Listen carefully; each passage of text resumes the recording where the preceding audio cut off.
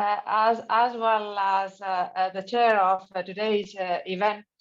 I am very delighted, really very delighted to have such a company of presenters, great ideas coming, and we have to stick to the schedule. So afraid, but we start with the major news about COP26. Will Magary, who is the focal point of climate change and heritage working group of ICOMOS, has kindly provided us a small brief on that.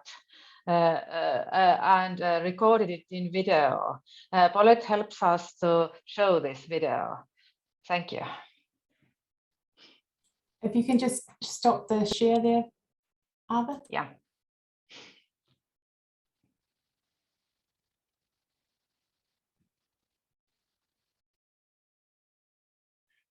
So hello everybody, my name is Will Magary and I am the ICOMOS focal point for climate change and cultural heritage.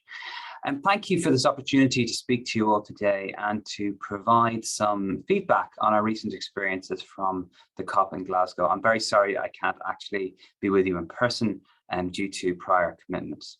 But in this short discussion, I would like to provide some personal observations about our current position in the heritage sector and how it now aligns with climate action following the COP. And these observations are not just mine, they also reflect the thoughts and conversations I've had with many others working in the heritage sector. And in particular, I'd like to acknowledge Andrew Potts, who will be known to many of you, who's done just so much to mainline culture into the climate conversation. So to start with, I think while the outputs of the COP have been interpreted quite negatively by many, and indeed, if I'm honest, I share a lot of the cynicism, the event itself, rather than the outputs per se, has marked a shift in our global understanding of the threat and urgency of climate change. Never before have we seen such pressure on countries and businesses to act, and it is hard not to interpret this desire for rapid and meaningful change as a consequence of our new COVID reality. Over the last 2 years, we have seen that urgent and extreme action is possible if the political will is there. Previous responses that change needs to be gradual or proportional no longer hold water, especially to younger generations who will have to live with the future consequences of our actions today. Indeed, for many, these are not just future consequences, but actual present realities. And we heard many voices at the COP on the very real personal and cultural impacts of climate change on small island states. So the situation is urgent and the response needs to reflect this. Just before the COP, the Intergovernmental Panel on Climate Change, or IPCC, published their Climate Change 2021, the Physical Science Basis Report. This report confirmed what we already knew, that climate change is global and that its impacts are already being felt across most of the world. It provided an evidence baseline and record of global warming to date, which stands at about 1 degree Celsius. It provided some hope that achieving 1.5 degrees was possible, even if it will be very challenging, but it also provided a stark reality check, which is that the consequences of not achieving this are bleak, in fact, catastrophic to many. In short, urgent action is needed, and it is needed now. We need to make these changes by 2030, and to put some perspective on that, that's only 98 months away. But back to the COP and how it affects us. So COP26 and all COPs, in fact, include two tiers. One is a state level event where governments reach, or in many cases fail to reach, decisions. And also other events which include participation from civil society, including cultural organizations. And while there was a strong presence of culture in the latter, it was not central to the decisions in the former, which was rather disappointing. That being said, COP as a whole has opened some new avenues for climate heritage, for the climate action for the heritage sector, and I'd like to highlight two of these. The first is the explicit inclusion of cultural heritage into key UN campaigns. 2021 saw the launch of a new high-profile campaign to increase the resilience of 5 billion people on the planet who are the most vulnerable to climate impacts, and this was called the Race to Resilience. Culture has been formally included in this scheme, and this is a first. The formal recognition of the role of culture in resilience is important, and it's an opening we need to make the most of. Secondly is the subject of adaptation, which was a major topic of discussion and the work of IPCC Working Group 2 in particular. Within climate change circles, adaptation is the process of adjustment to actual or expected climate and its effects. And COP26 for the first global goal on adaptation. This is viewed as part of an effort to put adaptation on a par with mitigation, that is the reduction and sinking of greenhouse gases within the UNFFCC's agenda. A doubling of adaptation finance represents the first ever quantified adaptation finance target. And the cultural dimensions of adaptation, as many of us know, are huge. And so there's every reason for us to participate in this work plan and to seek funding for cultural-based adaptation from this expanded pot. This is an opportunity for us all in the build-up to COP27 in Egypt. And it also makes the upcoming December meeting between ourselves at ICOMOS, the IPCC and UNESCO both timely and crucially important. So as a final observation, I would like to return to the issue of culture and leave us with a challenge. Because fundamentally, I think that the heritage sector is underperforming when it comes to climate action. And I would like to propose that a part of this is the distinction we often make between culture with a little c and culture with a big C. And I do this somewhat deliberately because I previously, and perhaps unhelpfully, distinguished between the two COPs, the one where the big decisions are made and another one where people, things and places played a more prominent position. And this dichotomy, the dichotomy visible in the COP structure, lies at the heart of the challenge for the cultural heritage sector. And this is that we tend to hide our light under a bushel and fail to realize the amazing power of heritage to achieve climate action. I would also suggest that sometimes we are just too interested in what I would call small c culture, the things, places, and examples of our heritage, without firmly embracing the centrality of these things to large c culture, which is our society. Climate change and culture, using both meanings of the word, have been intricately linked since the first engine burnt the first fossil fuel. They are and remain interconnected, and understanding this relationship is key to understanding how culture is also part of the solution. So as we think about what we do, looking to the future, we must be more ambitious in our actions. If we need a cultural shift, large C, and I think we all agree we do, then culture with a small c is key to achieving this, as are all of we. Thank you very much.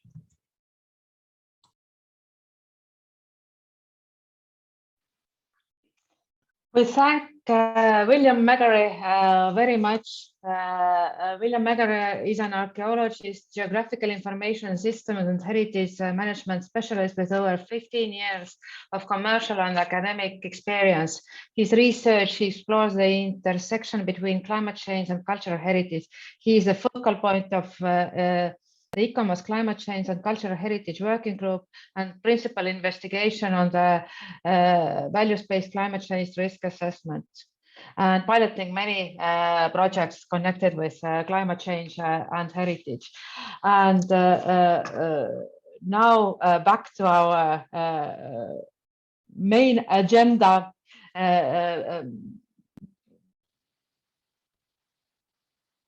Can you see my screen now? Yeah.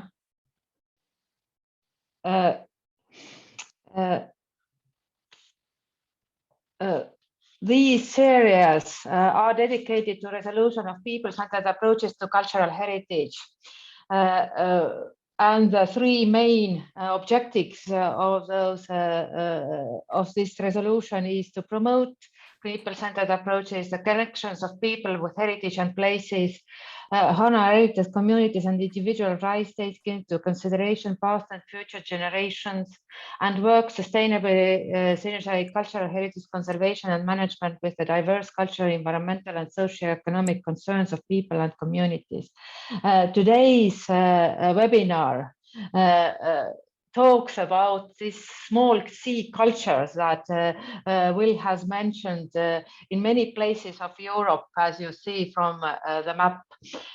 And the theme of climate change and heritage and coastal communities and heritage is quite explicitly pointed out in last year's United Nations report on cultural rights and climate change, where there is a special need to prioritize especially urgent, effective and concerted global effort to prevent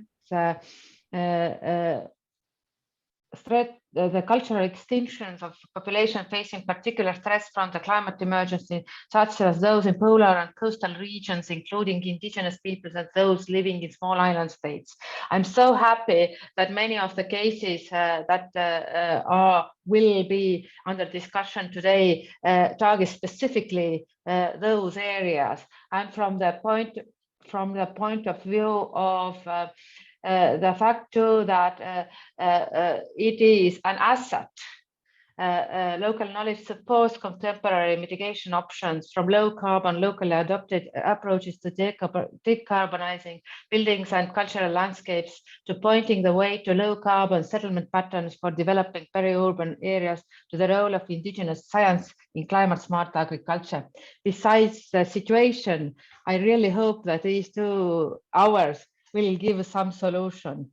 And as as ICOMOS Estonia member and living on the coastline of Baltic Sea, we are here facing in Lahemaa National Park, that is 50 years old, this one of those red dots in the map of Europe you have seen, are very, very much hoping that there will be some solutions, because average 1.5 means or more means to us 3 or more degrees of change, and as to the Baltic Sea, we are currently facing 4 to 6 degrees of warming, and that is something that really changes our coastal life. The recent Baltic Sea has the largest coastal water hypoxic zone, and just last year data, 2020 October data, have shown that in Lahemaa waters, it has reached Lahemaa waters, and below 60 meters we have dead sea zones. So besides flooding and climate change and storms, there is something rotten with the Baltic Sea too. When we have made the Lahemaa National Park management plan and taking into the consideration changing climate, we have modeled the coastal areas with flooding areas in 2012. Now we have to rethink that. This on the right red areas on the coast you see is a potential flooding areas, and we have to rethink that. The other impact, for example, when we had to consider climate change on the coastal landscapes is forestry. It is formerly it was allowed only to cut forest in the frozen soil. We don't have frozen soil anymore, and that's where, for example, traditional knowledge comes in. We can't access the forest with large machinery anymore. That means that the traditional way of handling the forest and low impact, where there is no impact to the soil of the forest, is, for example, one of those traditional knowledge that is on the hand now. In these maps you see that all these green areas or in color areas are those areas in Lahemaa National Park where the land cover hasn't changed. Exactly the coastal areas are these areas where there has been major land cover change. And on the right up, you see the map where you see the forest cuts of the last 15 years and the possible impact actually this not frozen soil might have to the areas. Albert, just quickly interrupt. We can only see the agenda slide and it's not maximized. Really? Yeah. Really? Oh. I'm now in problem because you don't see my screen now. We do see your screen, but it's only the agenda and it's not the whole, it's not maximized. I start to share screen again. Do you now see my screen with Perfect. Yes. with slides on? Slides? Yes. No. Yes, Yes. Then I skipped quickly. Here is the data on dead water zones of global level and Baltic Sea level and Lahemaa waters. Here is the map. You haven't seen it before. Yeah. Oh, I'm so sorry. Here is a map of coastal areas and flooding areas and settlement structures of Lahemaa National Park. And here is the map of land cover permanency and change and forest cuts of Lahemaa. And here is land cover change and coastal areas map. And now we are to traditional fisheries. That is the most vulnerable part and the central part of the heritage of all the coastal area, because it is the core and essence of these cultures that are on the coast. And here we have research on how to keep traditional fisheries, tangible heritage of fisheries, intangible heritage and nature use, and all the rights of local communities that are connected with that, including exclusive rights to traditional fishing. And exactly from that point of view, research has 3 years research to Tartu University, Maritime Institute, local communities, Environmental Board of Estonia has shown that actually exactly because of the changing sea climate, we need local communities with other economic small activities to help to maintain the ecosystems of the sea, and therefore this low impact traditional fisheries are actually the part of the solution of the challenges we are facing. And here are some pictures of these traditional coastal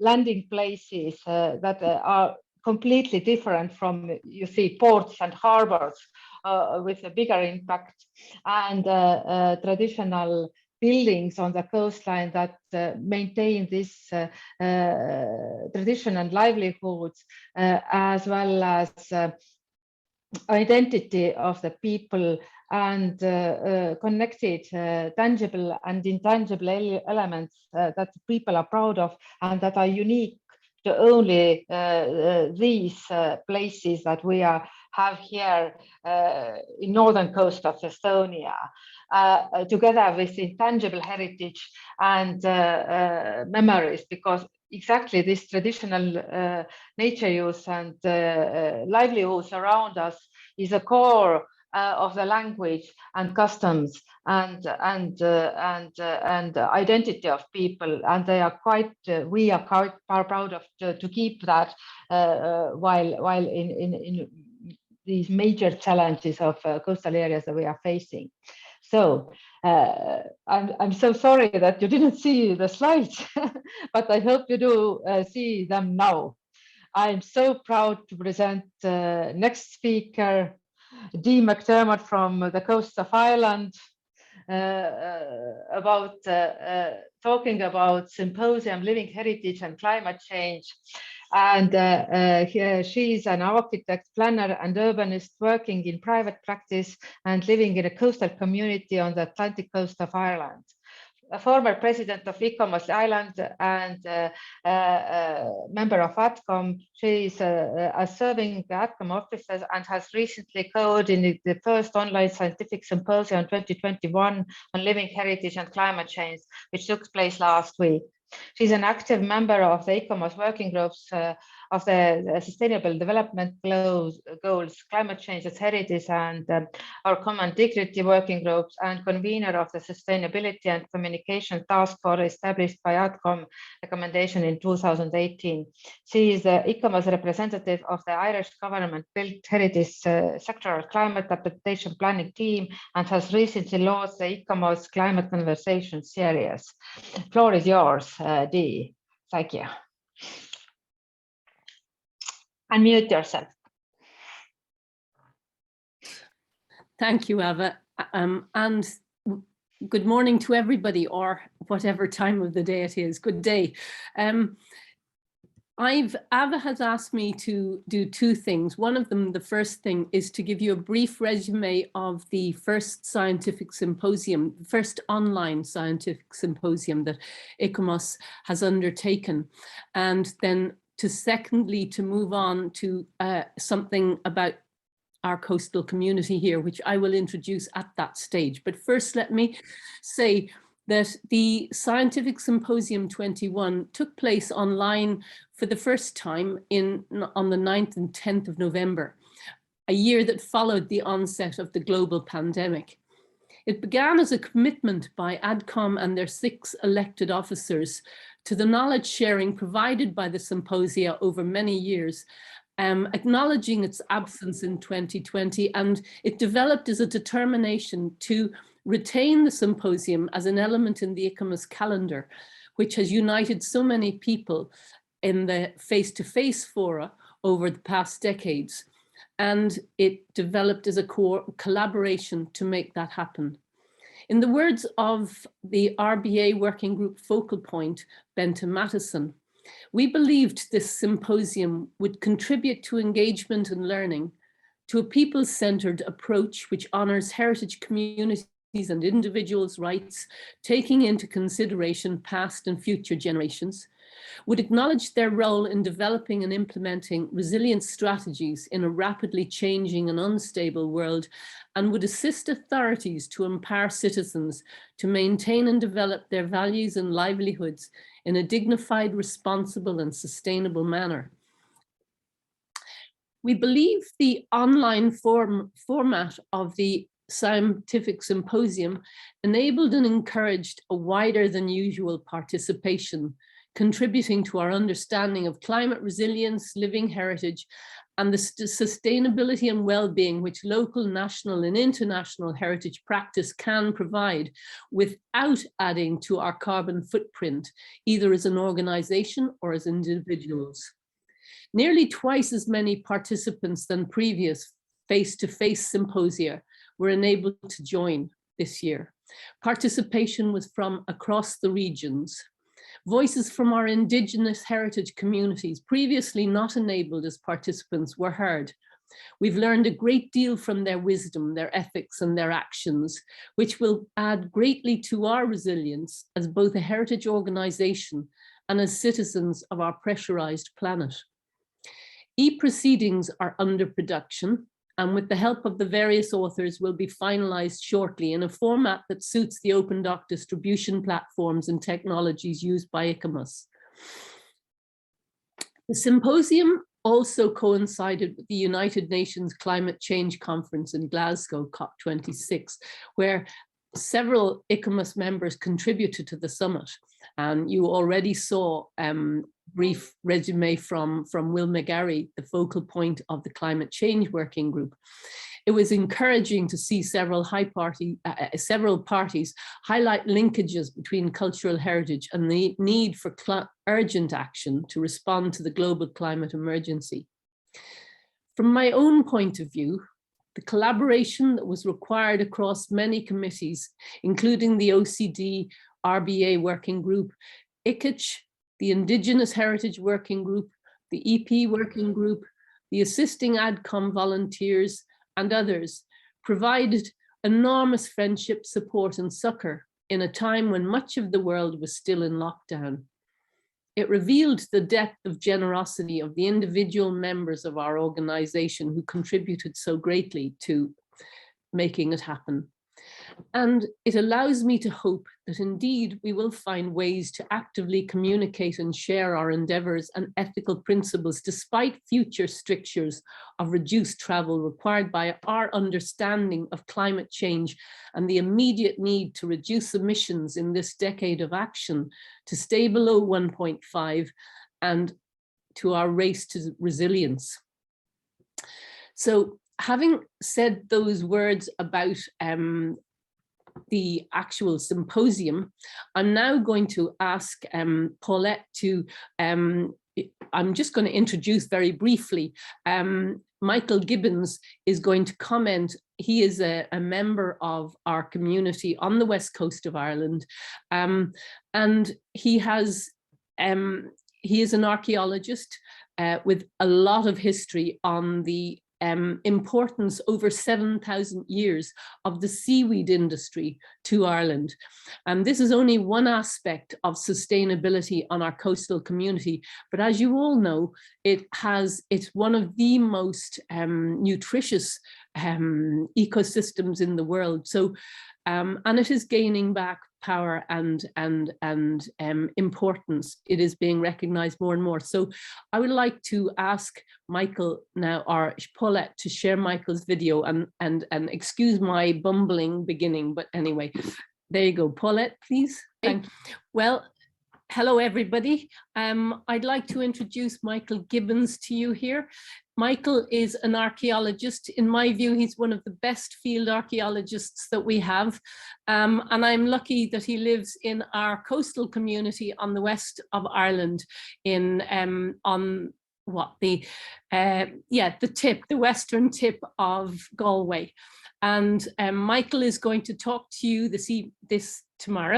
today on the history of seaweed farming and its implication for the community. Michael, over to you.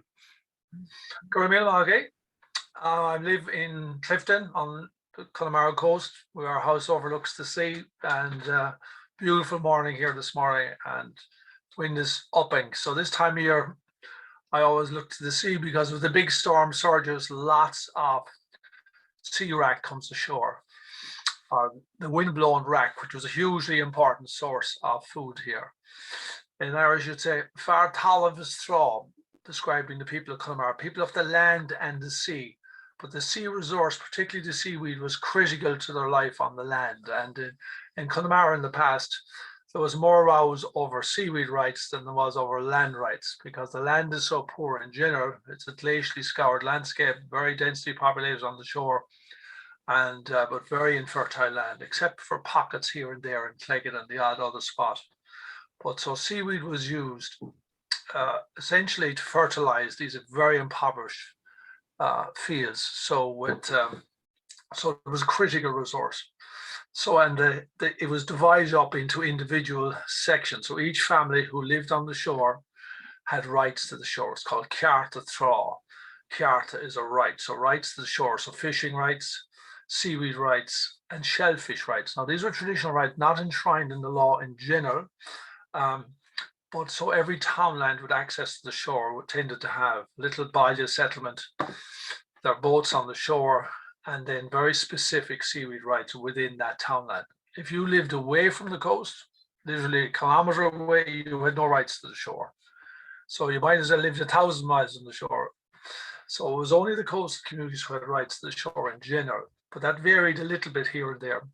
Some of these rights were the goodness that came out of the shore was part of your family income. In other places, with the rise in seaweed production and the importance of it, landlords took that on board and increased their rent in acknowledgement that you were getting that extra benefit. So it varied widely, but it was, let's say, there was a critical resource. The kelp age, I would call it, from 1750 to 1950, a hugely important period. And the kelp industry was massive. And we had, of course, 30 or 40 different varieties of seaweed: the carlach, the stuphogue, the racks, and famine, the famine bui, the yellow weed, These were common, so lots of different seaweeds, and these were harvested, of course. And in the past, my own grandfather, when he came back from America in 1914, he bought the kelp merchant's house in Cashel, and on Cashel Bay, he had a big house, large quay, and a kelp store. And that kelp store, a schooner used to come in there every year, take the kelp from the Cashel Bay and the area around that to the Clyde, which was the centre of a huge kelp industry. And early on, of course, the kelp industry got a major boost from the Huguenot population. So one of the great disasters of France was the expulsion of the Huguenot population in the late 17th century. That disaster for the French, of course, enriched Ireland with Huguenot refugees who brought their glassmaking skills, and seaweed and processing of it was used in glassmaking in Dublin and the Belfast area. So it's a boom and bust sort of business, seaweed production, but it was hugely important here, keeping families on the shore. And so all along the shore, there's a wonderful painting, you'll see it in Rinville, of a kelp landscape. So burning kelp kilns where they've collected the seaweed, you dry it out on these lines of boulders, which you'll still see on Omey Island off near Claddaduff today. And then when it was dried sufficiently, it was burnt in these open air kilns, normally circular structures, dome in the middle made of little stones, and it was burnt onto a cake and then sold to dealers or merchants who sold it on. And so very labor intensive. You'd wade out sometimes with a long, like a braddock, a long handled implement with a hook on the end of it, and you pulled it up. Other times you would actually into a boat. Women were heavily involved in the kelp industry, so it was very labor intensive, but it provided that extra cash income for these coastal communities. So it was massively important here. And even today, I give a lecture on kelp industry in Connemara a few years back. Loads of people attended the lecture who'd never be at a lecture. And one man said to me, well, if do your shore rights, if they're not in your deeds, can you still have kelp rights? I said, well, that's a tricky one, because traditionally a lot of family land was handed down by generation, because the last person standing inherited the farm and deeds or something that are not. So on the shore, I said to him, well, the easiest way to find out whether you have kelp rights or not is, try cutting some kelp and you'll soon find out who has rights to it. But traditionally, little cairns were left on the shore, marking individual family plots. And then some areas like Anachanish down on the Clare Burren coast, each family had their own strip. So when you didn't have natural seaweed that you could cut or be wind blown in, you laid out a giant stone grid, 2 foot apart, very regularly spaced, and each family had their own stripe. Corrigines is a name in Irish used to describe them. If you go to Clew Bay, you'll see them lining the shore around Murrisk Abbey, just on the shoreline, just below Murrisk Abbey. If you go to Dundrum Bay in County Down, you have the biggest examples of them, 1,000 of them, 1,000 1-acre plots, which were hugely important. They were owned by the Earls of Kildare in the Middle Ages. North Mayo, North Donegal, Carandunna, you have a large enclosed bay there, beautiful place. Stowe Island is in the middle of it. Thraubrega it's called. That's carpeted with seaweed farms. And the Rosses in Donegal, similarly, I've mapped them down on the Shannon Estuary. So the kelp industry leaves behind the biggest single archaeological landscape feature that we have in our sheltered bays. So the kelp industry is really, really interesting. And of course, it's very controversial in terms of who owns the seaweed rights. The government own all rights in theory, but you have traditional rights that claimed it over years, individual families. So it's a very controversial subject. And it's in an industry that's been used here on and off. I remember talking to an old man in Finvara down on the Clare coast one day. He used to look forward every year to the turf and kelp boats coming from Connemara in the autumn. And they'd be coming from Calahaig, Kilkieran, and aboard the boats would be the kelp, which was sold to the strong farmers of Gort, Loch Ray, even as far down as Ennis. Aboard also would be peat on occasion, or a mixed cargo, and the lads selling poaching as well, which was the real cash in these boats. But this was a triangular trade to Arrant, Connemara, to Burren, and back around again. So very, very important. And of course, there was the whole maritime infrastructure with it, with quays and boats and tradition and skills to do with the sails. So the whole kelp industry involved, you know, a lot of important features, knowledge of the sea, of rocks, of place names, place lore. And of course, from Connemara especially, we have this amazing piece of folklore from Ballinakill where the national park, our lovely national park, as it enters down onto Ballinakill, we far tíocht on Clohan, Lawan, agus hula sé rack agus rerá or shoe and thrall. There was a man traveling one day from Clifton to Letterfrack and he heard this noise on the shore. And what was it but two fairy kings fighting over seaweed rights? And this man says, "You're a disgrace to the fairy host. What are you at?" And this fairy king, Rianduni Moore, the king of the big fort, says, "These fairies are taking our seaweed, which they've no entitlement to." And the other fairy said, "Well, I'm Mr. Rianduni Bjog. I'm from the little big king, the little fort.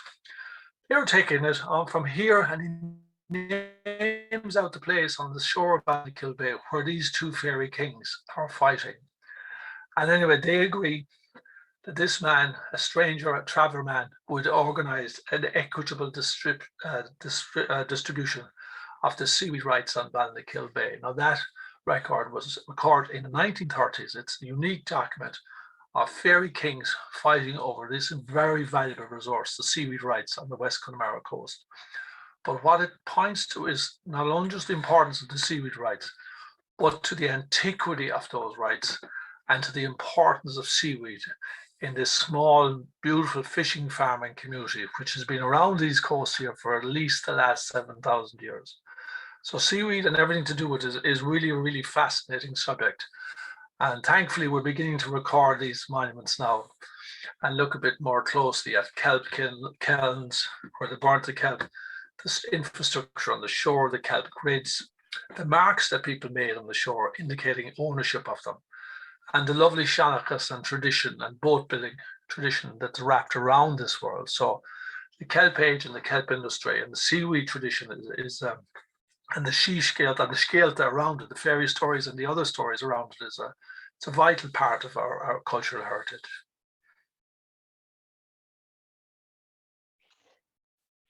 Thank you so much, Dee. Do you want to have final words? We are in a hurry, but exactly this, thank you so much. It is exactly the case where you see the holistic heritage, holistic approach that all is interconnected identities, nature use, people's values, intangible heritage. Excellent case. Thank you. Good, carry on, Rava. Yeah. And from that onwards, Nils Ahlberg, I am so proud to present Nils Ahlberg, that actually coastal culture cannot do without water. And he is conservation officer and architectural historian specializing in historic towns, urban planning, and historic environments. He is a philosophy licentiate in art history and PhD in landscape planning, art history. Board member of ICOMOS and past president of ICOMOS Sweden. After many years of research, lecturing, writing, and heritage management in Sweden and internationally, he is now freelancing and as a consultant. He has worked at the Swedish National Heritage Board and a number of universities and received Swedish and international awards for his research. Water heritage, Nils Ahlberg, floor is yours.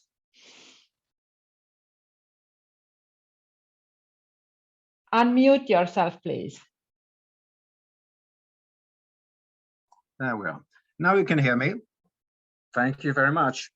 It's great to be here and it's so fantastic. The call for the new International Scientific Committee on Water and Heritage came last week, and now we have this wonderful water program. Thank you so much for organizing this in such a wonderful way.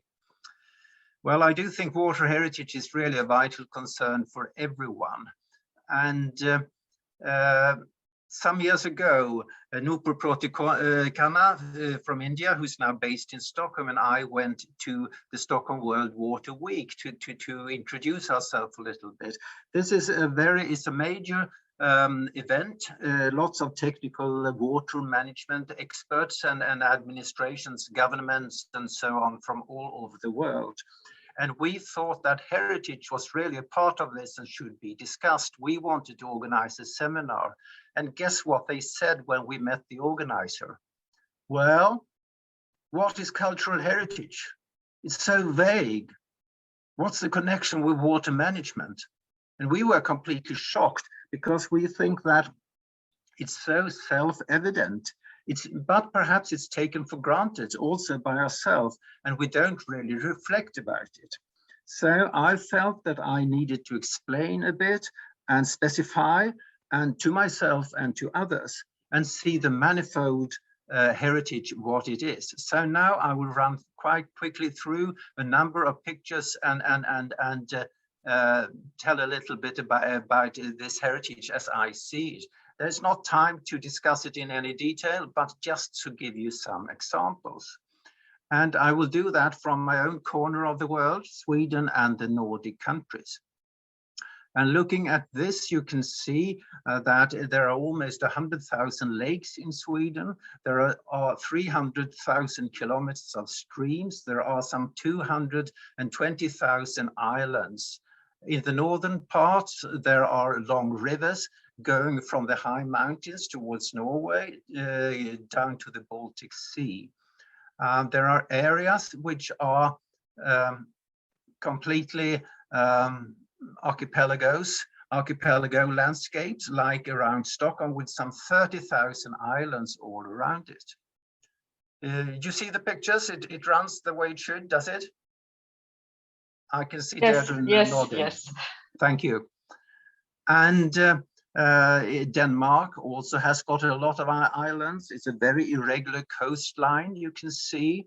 The same for Finland, is sometimes called the country of the thousand lakes. Norway has got all its fjords and also a very irregular coastline, long coastline. So all of us has got a lot of water everywhere. So what is water heritage? Well, there are so many aspects of it, I would say. Look at settlements and the cultural landscapes and all the stages, the development of the cultural landscapes. Of course, it depends on water and the agricultural area. Come on. Farming, of course, and we have systems like this all over the world. It really depends on water, of course. Hunting, perhaps you don't think so much about that, but the animals has to cross the water at certain places, and there you have, they've been very good for hunting all through history, as we can see from these rock carvings in northern Sweden. Fishing, of course, all along the coast on the main lakes. I also show a map of traditional fishing villages going very far back along the Swedish coast. Also as waterways, as traveling, and you can look at these beacons, you know, where they had these fires as signals if there was an invading army or something coming here, and communications along the water system. Waterways like canals built across the country in so many places, going quite far back. And something which is special to us, perhaps you don't think about, is the winterways, the ice. You know, to travel with iron and very heavy goods, the ice in the winters were actually very, very good and the best way of doing it. There were markets every year. There were markets on the ice in some places. So the winterways are really important in our part of the country, of the world. We have the Vikings. They traveled on the water very widely along the Russian rivers, but also the open water in the Atlantic. And followed by that, the Hanseatic League, which is also very much based on water and traveling by water. Defense, of course, for a castle or fortification is very good to use the water, to be on an island and to be surrounded by water. Town planning, looking at the Swedish towns through history, you can see that almost all cities and towns are located by water, close to water, by rivers along the coastline and the big lakes. And you can also see very much the town planning, how a layout like this city, Sigtuna, is based on a single street plan which follows parallel to the water. And you can see the small lanes leading down to the water and the jetties that were sticking out in the water.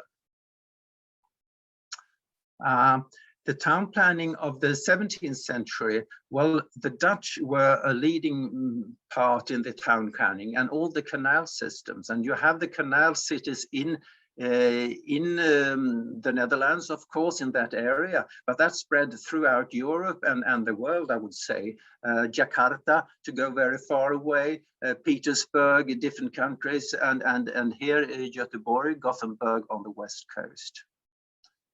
Stockholm is located on one island, and if you control that island, you controlled the iron trade, the economic trade, and also defense in a great part of Sweden. All the iron came from the wide water system west of Stockholm. And if you look at the map of the time, you can see that Stockholm was really very well located, very central, when you realize that the traveling by water was really the important way to travel in the Swedish Empire of the time. Also looking at the layout of individual town plans, this is the old town of Stockholm, and I could talk for an hour about that, so I'll just skip it. But what happened later on is that when Sweden became the capital of this empire, the Swedish Empire of the time, it grew enormously and it wanted a prestige facade towards the water where all the international ships would come in. So this waterfront was built there to hide all the small medieval buildings behind it. They were not so fashionable at the time, and to give it a completely other impression. And of course, the important buildings, location of that, to find a dominant location for a Baroque palace like the Royal Palace in Stockholm. And you have the Parliament building a bit later to the right of it. And again, one of these facades in the 19th century now, along what is called Strandvägen, Strand, okay, even in the place names you have the water. And the famous City Hall in Stockholm also very much uses the water, I would say, for the architectural impression. You can look at different trades all around the country, how they use the water power, mills, sawmills, for instance. There are thousands and thousands of those across the country. You have the hydroelectric power stations, the larger ones later on, and small ones too, that developed in the 19th century. Mining. You know, the way of mining was making a fire and then pouring water on it so that the rock would crack, and that way you get the iron out of the rock. And big, deep mines, and you also had to have pumping systems to get water out of that. So water was very, very important in the mining. And metalworks later on, located by the water and water power. And the big industry of the 19th century, very much based on water. And then later on, steam. Shipbuilding, we already mentioned that. I've already mentioned that. Recreation, resorts, seaside resorts, for bathing, summer resorts, a lot of those, of course, along the coast. There are spas and health resorts. In the parks, water was always very, very important, I would say. Specific buildings like lighthouses, water towers, and fire stations, important for the water heritage. Bridges, canals, harbors, sewage systems, and so on. A lot of technical infrastructure. And you mustn't forget the intangible water heritage. I show a map of some some sort of holy wells around Sweden, and sort of figures like this man in traditional beliefs. I think we have that everywhere. Social life, the arts, and like skating on the ice in the winter, and the public baths. And of course, oh, sorry, I'm jumping a little bit. And of course, when it comes to sculpture, there are a lot of water is a very important element when it comes to sculptures, public sculptures and fountains. So there we are today with some, tens of thousands of dams and constructions and buildings. And there are threats to them as well. The landscape also, water landscapes of different kinds. And just to point at some of the problems in Europe, we have the European Union Water Framework Directive and its implementation. And it says very much that there should be a free passage of water for fish and for animals and so on. So they really plan to demolish a lot of these small plants, these small things, historic mills and so on, sawmills and so on. And there is a problem that nature preservation is very dominating. And there are conflicts, and we really have to raise our voice, I think, in this. The water management system is not fully aware of heritage values, so we have a fight there, certainly. And there is limited knowledge of the water-related heritage. And so there we are. In the end, in this meeting in Stockholm, we managed to have what was called a sofa interview, which is kind of prepare interview to sit in the sofa, a few of us, and have kind of discussion. And this was broadcasted. And in my presentation, this is what I started with. I said that all through history, all over the world, water has been a decisive factor in human life and the development of society. Water has forever been central to people's identity, traditions, beliefs, and way of living. It's a vital concern for everyone. Water heritage is everywhere. And this is also now at the top of the call for the new ISC on water heritage. Just to recall that it was presented 2017 at the General Assembly, and it was approved by the ICOMOS board this year, just before summer. There is an interim bureau. Ian Travis is the president. I'm one of the vice presidents for the European area. We've been working on statutes, webpage, list servers, logo, and so on. And as I said, the call for interest came last week. So do contact us there if you're interested. There are already many activities, many conferences around the world, and there are some national water committees in some countries. So go to the webpage and check for more. What we really say is that we want to be an international platform for interaction, ICOMOS and the heritage side, but also the water sector, all these technical experts, governments, communities, and so on, to interact and to learn from each other and to spread the message, develop methodologies, training, policies, traditional wisdom. What we'd really try to say is that we have a knowledge of water since sort of thousands of years back. Let's use it when we now today develop more modern technology and so on. Let's use the old wisdom and the old knowledge that is there, and what local people know, the way it's been used, what it means to identity. Climate change, of course, improve water management and planning by introducing also the heritage aspects. So generally, strengthen water heritage in social engagement and policy making. So there we are. Traditional wisdom, I do think, is very important for us. So thank you very much. That was a short presentation and running through, and I know it covers a bit, but only my part of the world. Looking around the world, there is so much more to add to this list. Thank you so much.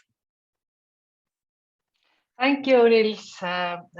Brilliant as there are many thanks in. I hope the communication will continue in chat. And I hope you have many excellent members of Water Committee. I have made my application, you know. I'm now next small or a big actually trade city, Bergen. Bente Matthiesen is a Norwegian chartered architect who worked as a cultural heritage manager and advisor at Salzburg, Norway's Public Construction Department, Culture and Ministry Affairs. She has been director and deputy director for the Heritage Management Office of the World Heritage City of Bergen, Norway, director of the Management Office of Sidavelda Republic, Cape Verde, and partner at the architect group Kubus, Bergen, Norway. She's a board member of Foundation Bruggen, World Heritage Site. She coordinated for 10 years the Eastern African City-to-City Network. She has been a board member of ICOMOS Norway and is currently the focal point of our Common Dignity Initiative Rights-Based Approaches Working Group. Floor is yours, Bente. Thank you, Ave. Can you hear me? My internet is a bit unstable, but I hope that it will stay during this presentation. And thank you for Paulette for sharing. I will talk, and it's time to Nils, because I will talk about the harbor site of the World Heritage City of. So next slide, please. Bryggen was inscribed on the World Heritage List in 1979. And it's a harbor site, and it was described under criteria 3. Which is to bear a unique or at least exceptional to a cultural tradition or to a civilization which is living or which has disappeared. So it is the water that created Bryggen, and it's the traditions of the harbor or the sea trade that created Bryggen. And Bryggen is the old wharf for Bergen, and it was inscribed as a reminder of the town's importance. It leads trading empire from the 15th to the mid-16th century. Many fires, the last in has been on Bryggen, but rebuilding has traditions and methods, thus leaving its main structure preserved, which is a relic of an ancient wooden urban structure once common in Europe. Today, some 62 buildings remain of this former townscape. The next, please. And then we go to the fires. And the next slide will show that between 1170 and 1955. The next slide, Paulette. Bergen has been rebuilt after 34 major fires, which burnt down part of the city. But the city was rebuilt at the same urban pattern, and the World Heritage Site of Bryggen has been rebuilt on the same pattern for 850 years. Part of Bryggen burnt down in 1955. Could you, Paulette? At that time, it was already demolished for rebuilding of the part. And thanks to the initiative of the local stakeholders and rights holders, the site, the rest of Bryggen was in a critical situation after 1955 because the city authorities wanted to burn them down. So what you may see here on the photo in front of you is that on the right side, it's not easy to see it now because I suppose you see now me and please take down that on the presentation, Paulette, for us to see the full slide. Would that be possible? Because the map on the side shows the medieval city around 2050 of Bergen and how Bryggen then was the center of the city. So the harbor was the reason for building the city. And all the commercial activities were centered around the harbor on Bryggen. If you go to the next slide, you might have Can I just check? an idea of how. Can you see everything on the screen? I'm sharing the screen and the full screen should be available. I cannot see it, but it can be my internet that is. We can. We can. I can see the screen, so it should be all right. Okay, thank you very Thank you. much. So then it's just my. Yes. Yeah, thank you. And I will try to.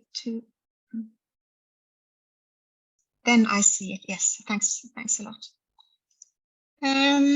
Here you see Bryggen around 1860, and there you might have an idea of the northwestern part of Vågen, the harbor. There you had the same wooden warehouses, and what you see now in the front there were merchant shops, but in the rear it was behind there were storehouses, and behind there were the cellars or the stone buildings where you're allowed to have fires and had canteens, etc. So, and you might also see how the trade was made through rock booms that lifted the goods from the boats to some intermediate stories before they went back to the storehouses, which you might see in the back in the photo here. The next please. So Bryggen actually had the same urban pattern for 850 years. And this shows the sustainability of the urban system that was built up. And here you might see the changes coming around 1900 when you have the new brick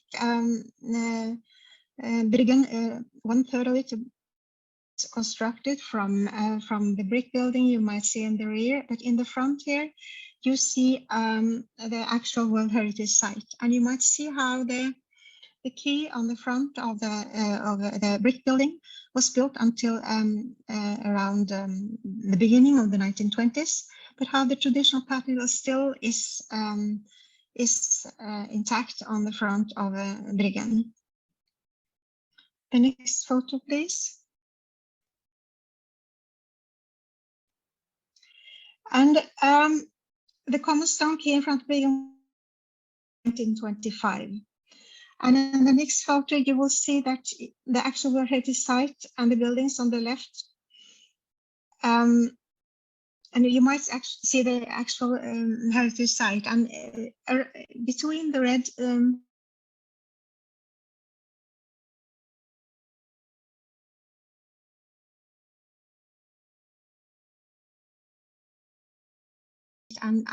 you will see 1955.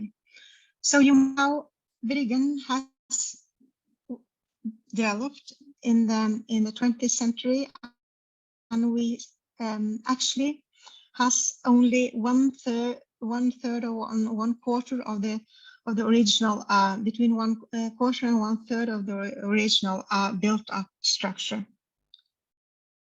So how is the structure on the waterfront built up? The next slide, please. During all the fires, the Bryggen expanded into the sea.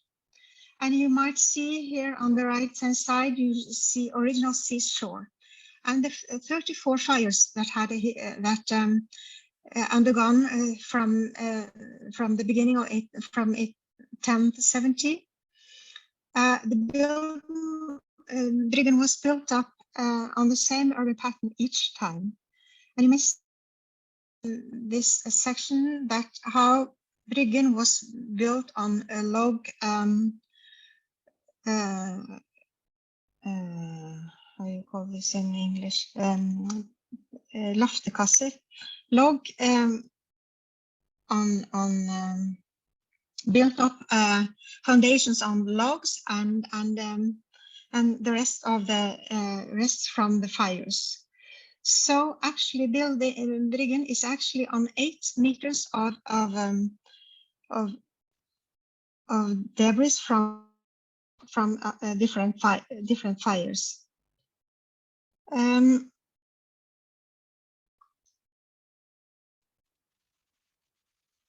And you might see also here how the stone quay from finished is built out on stone. The new stone front, how that is built up, and you see how that is built on the original shore, But while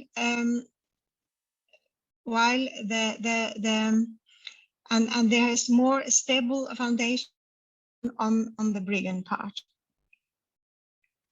The next slide, please.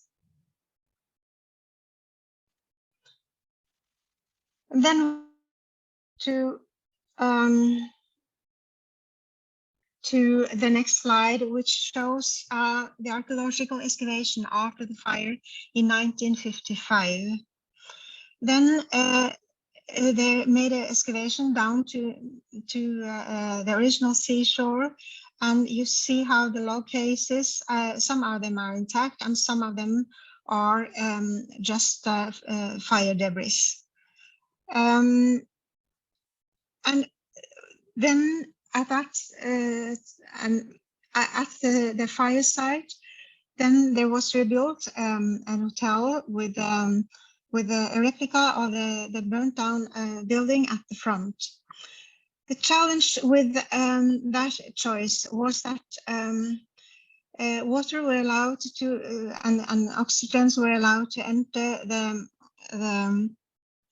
archaeological layers below Briggen, and this has caused sinking of the archaeological layers, and thus we have the challenge that you might see on next slide.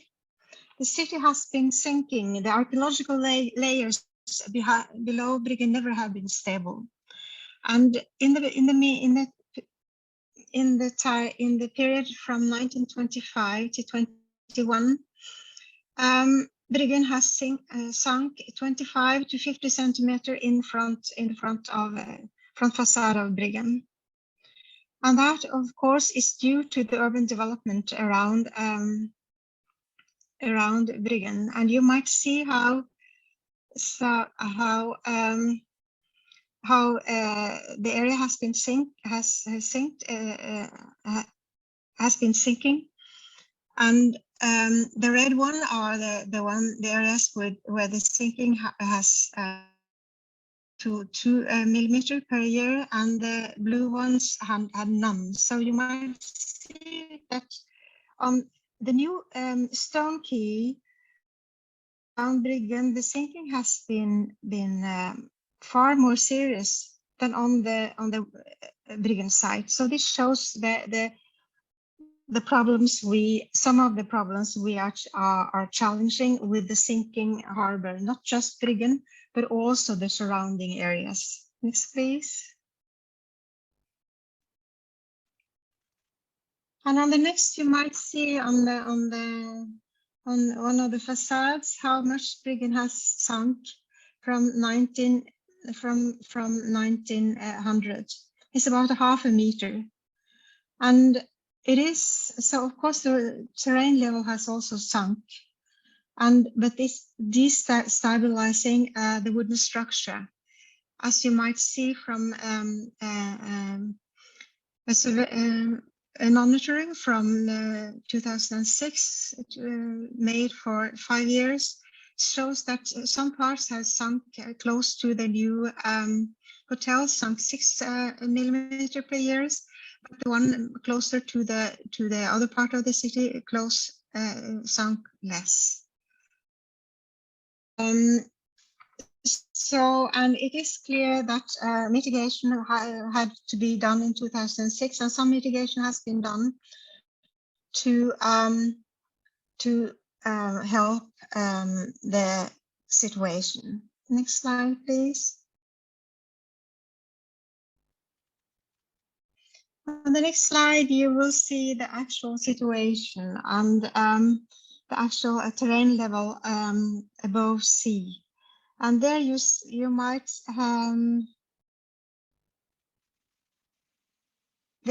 see that the terrain level in front of Bryggen is having is so low that when you have ebb and storm, it is water. So water enter the building when we have this extra ebb or storm, and it is regular. It is regular happening several times per year.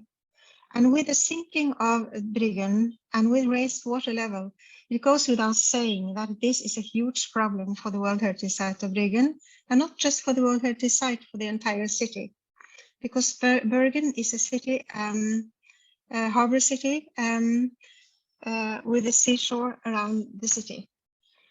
So the challenge is how to deal with this situation. The next, please. Here is an illustration showing how a scenario with the ebb storm in 2019, and then we have an illustration, a scenario showing that what might happen if the sinking continues. It will with the speed that we have now, it will half a meter within 2090, and the sea level rise might be in the worst scenario 70 centimeters. So then we have challenge with which not just Bergen and Bryggen is facing, but the climate challenge. This is an illustration of how the climate challenge might have impact on the city of Bergen, and how the climate change might put part of Bryggen underwater and the World Heritage Site underwater. And this is important for how we deal with the urban development of our cities. And for the city of Bergen, we on some part of the city locate new buildings on level 2.8.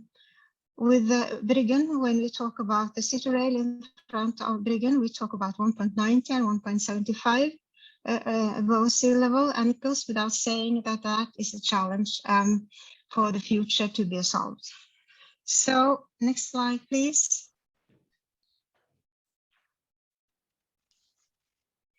So we hope to manage to maintain Bryggen as a historic harbor district in Bergen, which makes up the outstanding universal values of the site. But I'm not sure that we will manage unless we will take actions to mitigate the sinking of the city and the rise of the water. So that is, I hope that I managed to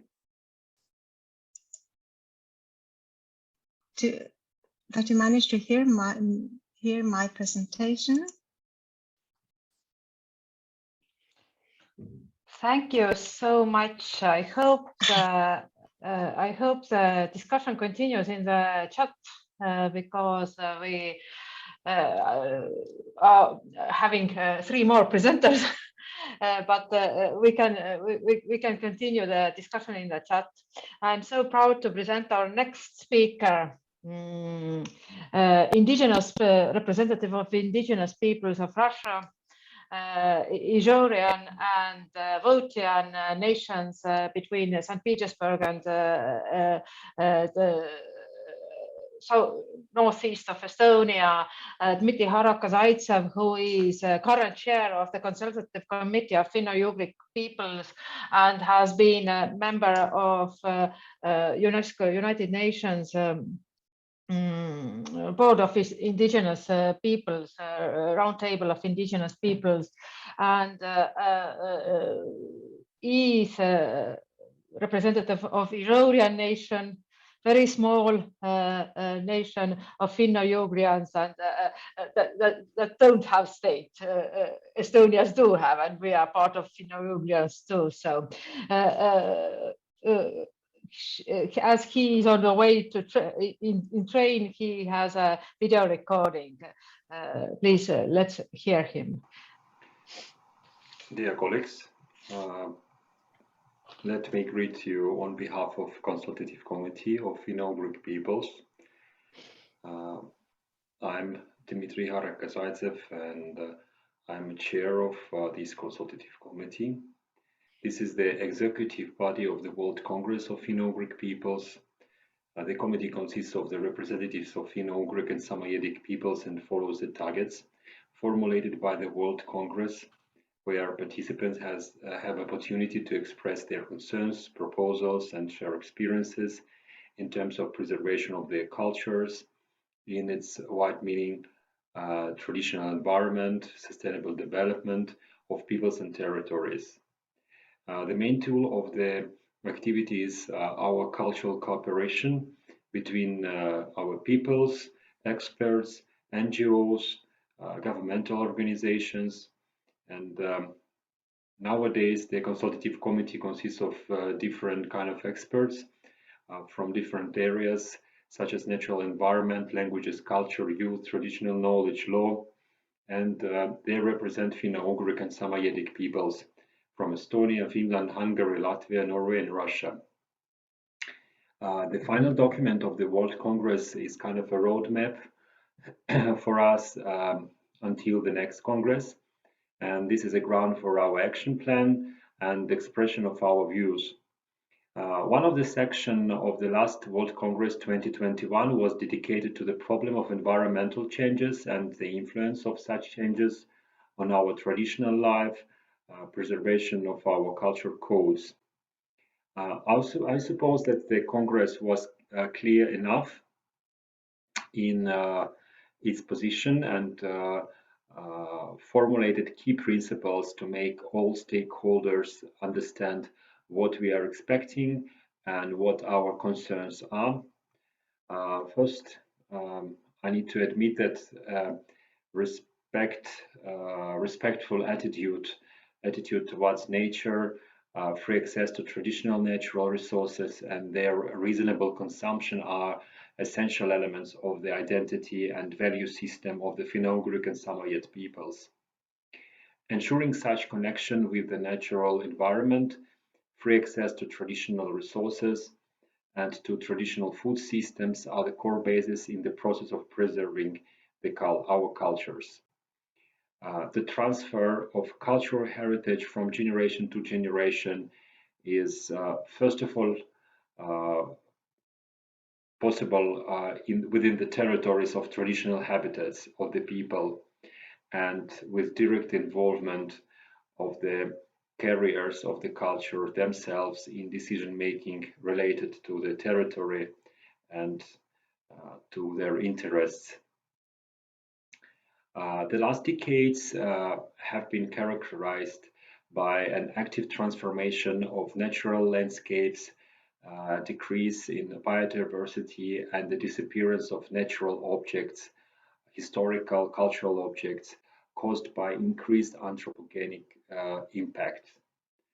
Intensive industrial development in new territories and in waters with associated construction activities and pollution directly damages the physical and emotional well-being of the local people in places populated by Finno-Ugric and Samoyed nations. Losses of traditional natural environment and traditional food systems entails negative demographic consequences and threat to the preservation of the gene pool. In this connection, Finno-Ugric World Congress calls on the states and regions inhabited by the Finno-Ugric and Samoyed peoples to implement the principle of free prime informed consent to ensure and practice the participation of representatives of these peoples in all kind of processes, for example, developing a regulatory framework, programs, strategies, social development plans, as well as investment plans in order to guarantee fulfillment of interests of the local population. And of course, to ensure the interests of Finno-Ugric and Samoyed people within the Agenda 2030, the Sustainable Development Goals. One of the examples we can take into consideration is a story of Ingrians and Votians. These two peoples have legal status of small-numbered indigenous peoples of Russian Federation, and the last place of their compact traditional habitat are several villages on the southern coast of the Gulf of Finland and the neighborhood. The history of these peoples is full of tragedies, repressions and executions connected with the clearing the border zone from a population related to the Finns. It was in 1937, 1938, removal of families to Finland within the Second World War in 1943, restrictions, different kind of restrictions. First of all, to return back to their native villages after the end of the war, removal to central part of Russia, to other areas within Soviet Union, destruction of language and culture during decades, and population redundancy more than 90%. So nowadays the official census as of 2010 showed only 64 Votians and 266 Ingrians in Russia. Now these peoples are forced to fight not only for the language revitalization or cultural identity preservation, but for their existence as a people, for preserving themselves in the territories of their ancestors. And the reason for this is not war or repression. This is an aggressive use of forest, agricultural land, water resources, seawater area for the construction of the largest seaport of the Baltic on the Baltic Sea, associated hazardous industries, and the largest, as investors said, the largest chemical cluster or production site in Russia and perhaps in Europe. Industry entered and does enter every day to the territories that represented a unique single social, cultural, and natural landscape. Ethnographic, linguistic, and archaeological research has been carried out here on these territories during centuries, and still representative of academia, different researchers are coming to these villages to fix the last data on Votians and Ingrians and the last data on their land. Here on the territory of Sokinski Peninsula, so-called Soikkola, on the banks of Luga River and Gulf of Finland, there still exist ancient cemeteries, sacred sites such as single and group of trees, springs, stones. They continue to exist, and people who hold and protect intangible culture continue to live. Last week, local activists faced with the unbelievable aggressive behavior of the investor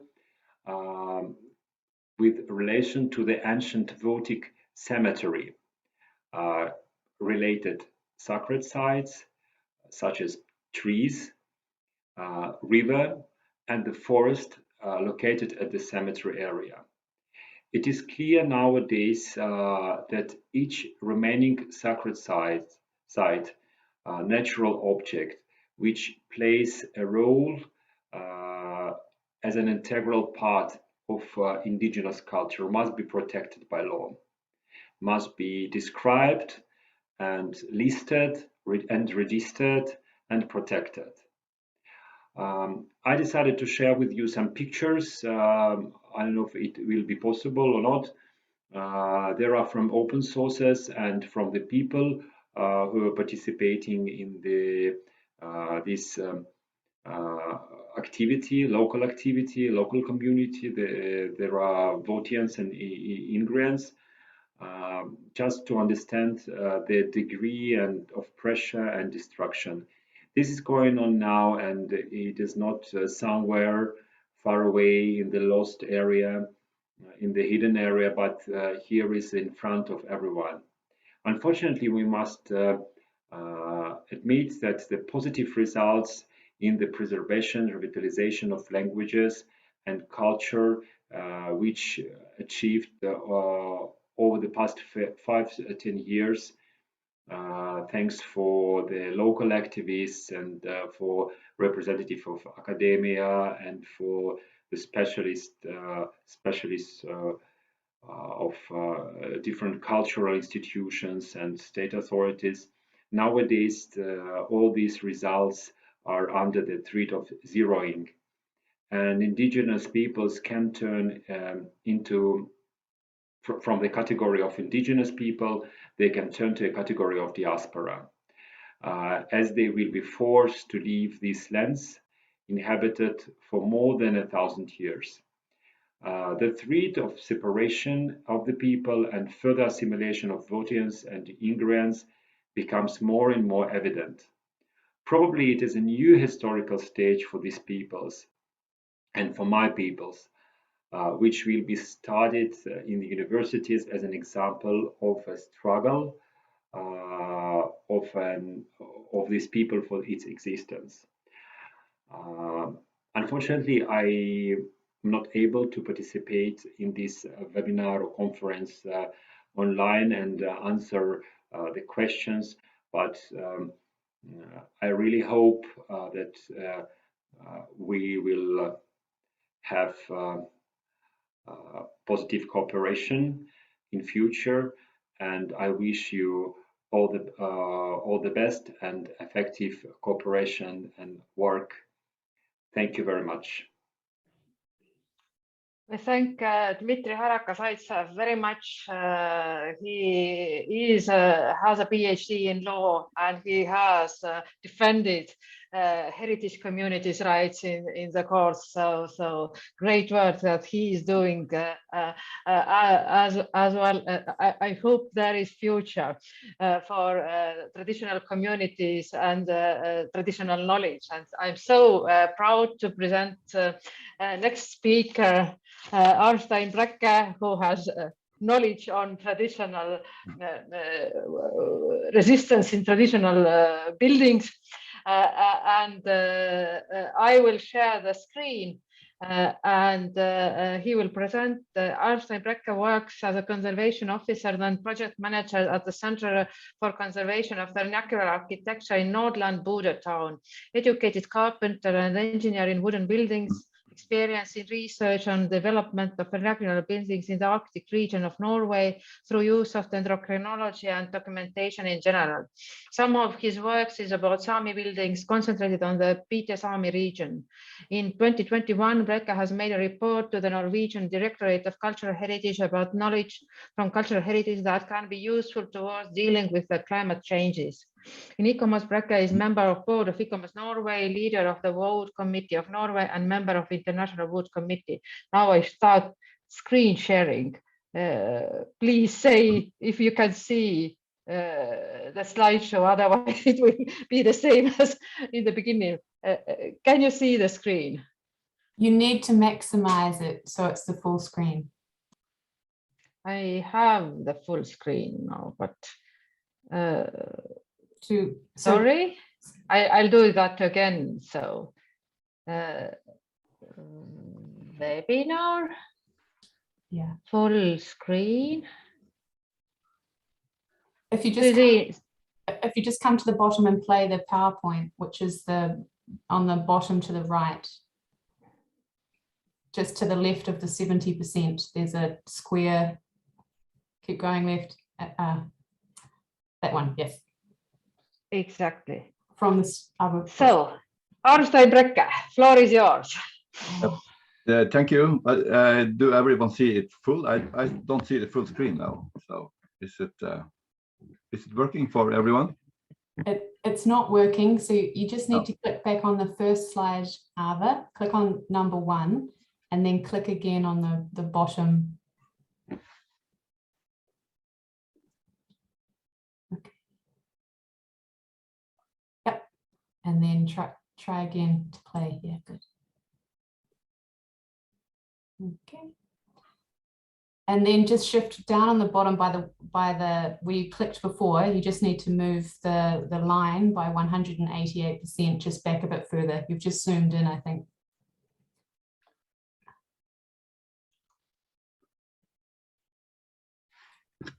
Okay. Is it okay? Is it okay now? No. No, it's not. Very strange. I normally don't have these. Now, do you see anything now? Yes, but not the full presentation, not the. Not stop sharing, share screen again. I will share then all screens, so you are now seeing all my. Is it now okay? Okay, let's do that way. Yeah, sorry. Thank you so much. Thank you for the introduction. I live in the north, just above the Arctic Circle, just north of the Arctic Circle. It's my homeland. I'm, as Ava mentioned, educated as a builder, as a carpenter builder, and then an engineer. It gave me a platform to understand building, but not the traditional buildings. So that was a hard lesson to learn.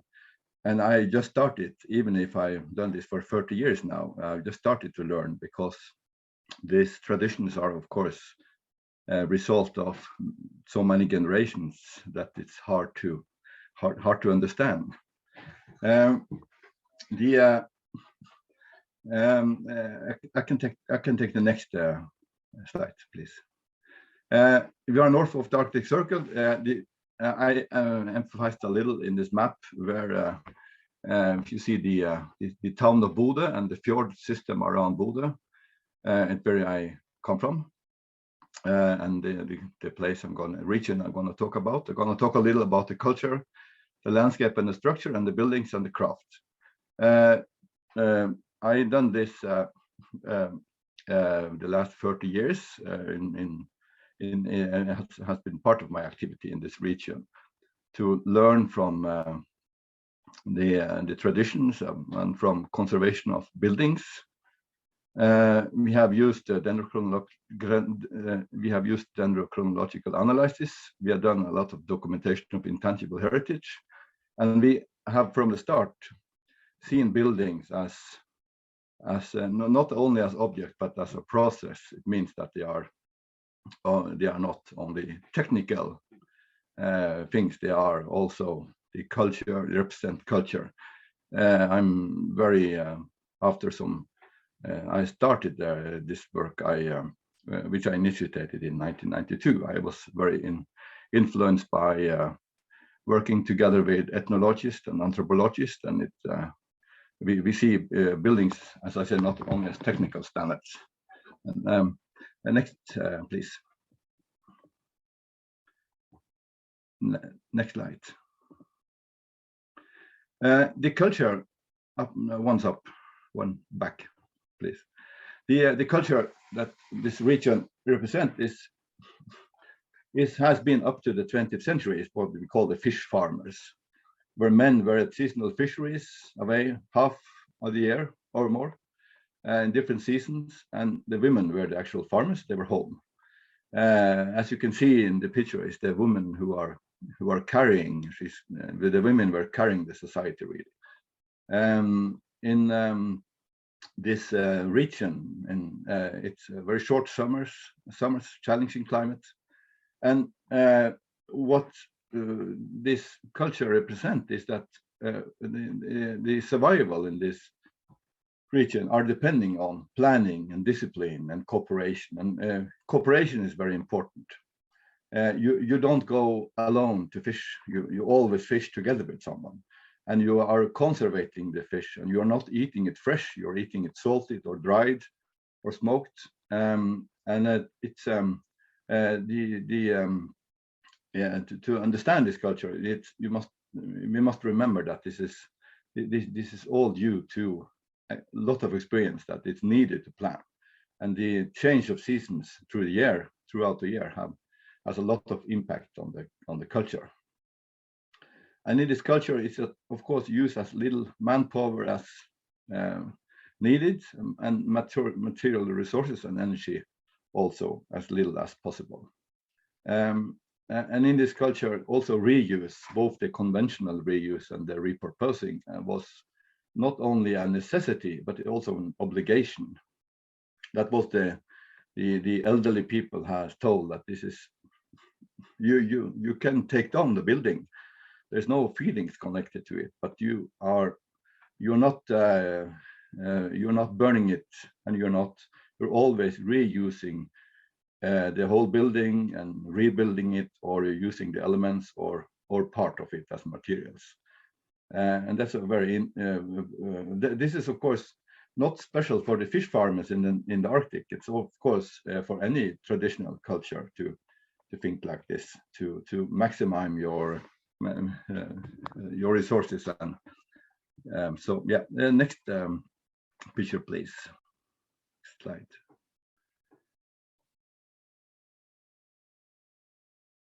We couldn't get the next one. There, thank you. We have, after some years, we started to work with dendrochronology.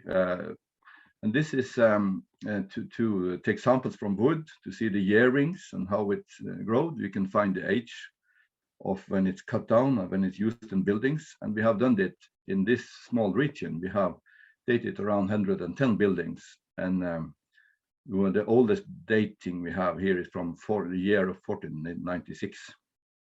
And it's getting close to 2,000 samples from this building, and we have taken all building faces and most elements and methods, and established a database from it. And this is not a research that is completed. We have make a foundation for research to try to understand the building culture, but we have a good platform for understanding it for what happened during the last 450 and 500 years.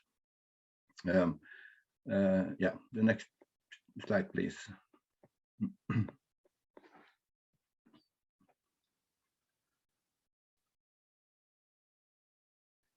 Couldn't get, yeah. This is just an example of what we have documented to dendrochronology, the development of log hewings, the building methods. But if you look at this first one, you see that there are very few buildings who are dated in the end of the 17th century. It's written in Norwegian here. Is the 1600 is the 1600 years and so on, and that is really what we call the little ice time in the north, where very few children were born, very few houses were built. It reflects the climate change in that epoch, and we have documented this through the existing buildings. Of course, this material has some limitations, but it's quite interesting to see what kind of buildings have survived throughout these years and what they represent in culture and climate. Next, please. This is just an example of the outspread of one of the villages, and you can see the dating of the buildings here. I could mention that this is as far as I know, this is the only place in the Arctic we have done this kind of dating in a very small area. And then you get you get a good perspective about the development of the building culture. This is from just taken up from an extract from our databases about this. So the next, please. The question is, I will show you some examples later, but what gives a long life for buildings and materials and so on in a climate like ours? We don't have the full answer on that. It's I had originally I put a question mark after every sentence here. Could it be the duration of timber? How long it lasts? Could it be the skilled craftsmen, the building methods, or the plan and orientation, or the culture as such, and use and reuse? And could it be the climate? In fact, we can mention the climate last because it's it might sound strange that this rough climate could give possibilities for a long life for a building and materials, but of course we have less insects and we have less humidity. But now we are seeing, of course, that like in Norway, the level of humidity has risen 20% during the 20th century, and it will increase even much more the next 30 years. So of course it's a problem for our buildings, and they might not survive, some of them, but all this humidity and the insects that's and the biological damages that follows this. But we can learn from something from history, and we will look into that now, perhaps. Yeah, so I can take the next slide, please. I wanted to show you the traditional village at the coast of in my region, and this for you it might not seem at the coast but all everything is in our region is about the coast. Even if you live in the mountains, you are connected to the coast, and this is just by the fjord, this village, old village. What is significant for these villages is that they are all the buildings and the village as such are orientated with the short side and the corners of the building against the predominant wind. And this is not this is a traditional knowledge that I've seen in a lot all Norway, and seen that in Sweden, in other countries, and it's very significant. And this is the kind of silent knowledge. I did not learn this from engineering school or from my educated as a carpenter. This is a traditional knowledge, and it's a silent knowledge that no one tells about. I was lucky to have an uncle that knew this and told me when I started to ask him many years ago. What you see here is that this village map, you see the 3 red arrows. This is the predominant wind towards that village, and you can see that some of these yards for different farmers, they are closed against the southeast, where the predominant wind comes from in the winter time, and it makes the houses cold. It fills the yards with snow. But if you close it them, if you orientate them like that, the snow will not come into the yards. Just as I showed at I interviewed these people who lived it, because this farm, who was to the left, upper left, which is the picture, the modern picture there. It's a farm that is from around 270 years old. It still stands like that, and they say that when the snow falls, and the next day or 2 days after, the wind comes from the southeast, and it moves away the snow from the inner yard and moves it up to the left in the building, where the red arrow is, out of the yard. So it's very practical. So the farmer who lives there, he said that he had never used any shovel to take away the snow in the yard around these old buildings, and it's a very good system, I say, and it's obvious that this has a practical background from experience from people, and I see that everywhere that they are organizing their buildings like that and the farms like that. So this is, from my opinion, it's quite interesting. If you take on your right glasses and drive around in this landscape, you will easily spot these old buildings, how they are orientated. I can take the next slide, please. And here's more practical. You see these buildings, they are built in a row, and the corner or the short wall are against the wind.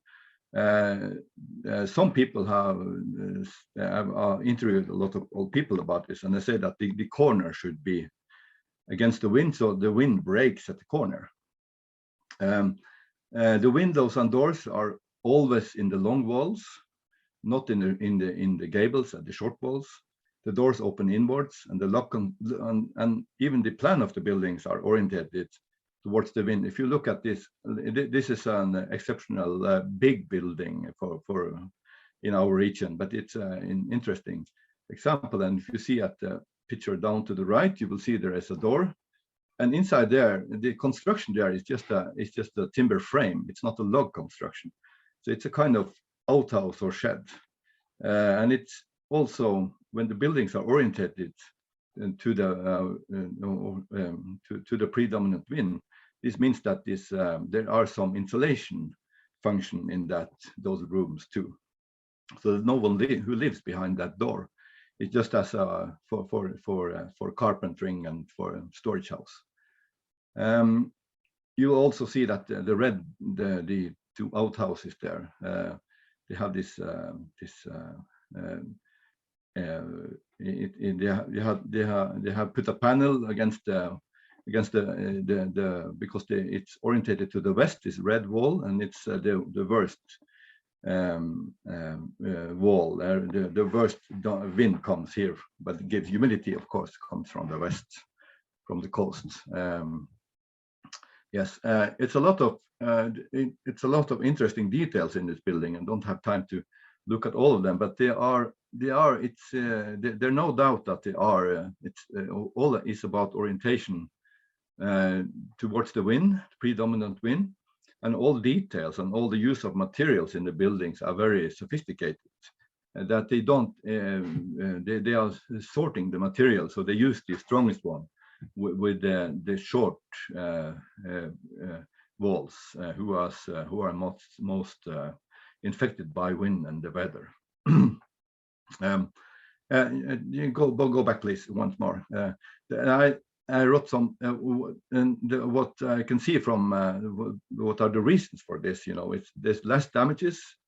If you put the buildings the other way around with the long walls against the wind, it will be more damages. You need more solid construction, and you reduce the maintenance when it's organized like this. It's an increased lifetime, and the energy loss are quite significant less with this orientation. I remember when I learned this from the tradition, I had to look to what I have learned in engineering school about the power of wind against the building, and the answer was there, but it said nothing about the tradition. It just say that if you put these buildings with the long walls against the wind, it means there are 20 to 40% more wind power on this building, and 20 to 50% more energy loss. But it depends, of course, a lot about the building. But in general, it's a good way of building houses. Next, please. On this building, you see this the picture to the right. It's a typical. You used a mature pine tree. It's not aesthetical for some. It's not aesthetical, the most beautiful they find, but it's very strong. It's a tree that has grown fully, and they use that kind of panel towards the weather, towards the wind, just like we have used in this old building. We have taken from the same farm. That building is, by the way, from the year of 1590, that small storage house, and it's well protected, and when it's orientated against the wind, the predominant wind, and had this weather skin, it might be translated to from Norwegian. What we are doing there we have this project to make this, because in tradition we mostly use fish liver oil to paint, and it's of course an ecological, very nice paint, and it's very good. It has the molecules of this is very small, and it enters the panel, and there are nothing that affects these walls. If you paint it once, it can stand like that for generations. It's very efficient. So yeah. This fish liver oil paint got a bad reputation when the modern paintings with chemicals came after Second World War. So they used this modern paint on top of the fish liver oil paint, and then there was some crash. But yeah, the next, please. This is an example of other kind of traditional building. It's built in Sami culture, but it's also connected to the sea. And you will see that it's these few panel board in the gable. They are painted in fish liver oil paint too. And it used birch to make a airy room and it's built to storage the hay during the winter. So you can go there in the winter time and collect your hay, the grass for your sheep and goats and so on. So this is that building is built purely to traditional materials, and it's very well kept. Really, it's we restored it. It was built in around 1890, and we restored it 20 years ago, and it was standing with the same permanent roof from turf and bark from the birch. So it's very well interesting traditional building. And then next, please. So then I came to the conclusion. I just want to mention what are there to speak about, what are there to learn from this traditional culture. It might be obvious for some, but it's like the food culture. Some of the old food culture are usable in modern times, and some are not. And some we must look into all this tradition. I see some things that can be used in the future, and this way to orientate the building and the way they were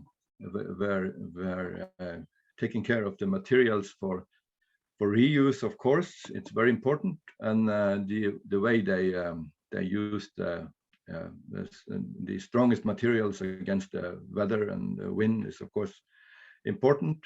In my region, we have this small island, only 14 inhabitants. It's in the middle of the ocean in the west of Bodø, the Bodø town. Only 14 people live there now. Used to be a place where my forefathers went in the summertime for summer fisheries. And the old cabins you can see there in some of the pictures, it's from that time. And this island, there are this lady up to the right. Her name is Olaug Olsen, Mrs. Olaug Olsen, and she is really clever lady. She has no public finance, but we have been working together to protect these old buildings, which she owns most of them herself now. And she is running this summer school to teach pupils like in this situation. They are teaching, she is teaching them how to take care of the eider bird that is on this island. And she and another lady, a neighbor, they take care of the eider bird, just as they're done in the tradition. It's the women's work. And up to the left, you can see her, the mother of Olaug, who is contributing to show how we are taking care of the feathers from the eider bird. This island is quite interesting because they are saying no to like the salmon farms. They don't want salmon farms closed because of the eider bird and because of the fish. And they are trying to survive there. And I think places like this have a lot of things that we can learn from. They are really in the middle of the ocean, and they are both modern people, and they are living. So some of their life are from the traditions, and they are running fishery, small-scale fishery, and small-scale agriculture, and the eider birds, and some very low-scale tourism. They don't want too many tourists here, but they're taking care of nature, and they're very into it. And I think it's also there's a lot of learn from them, and it's kind of and these kind of places. And I think it's also this culture has of course been first of all. When you speak about the silent stories, it's of course the silence of the stories of the women are of course the most significant here, which we try to. They have carried these societies, and they will hopefully carry it to the future too.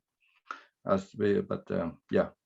So well, that was my presentation. There's a lot of things to learn, but this, I don't have the answer for what we can learn, but I think there are some things we can learn, and it's in general, it's about how people have lived in traditional life in the coastal area, and we just have to go deep into it and see what are usable for the future. And of course, these buildings and the culture represent a more reasonable society and way of life, and look at the climate. So thank you. Thank you so much. I hope there will be time for chat, and I hope there will be time for next presentation. Let's make it happen.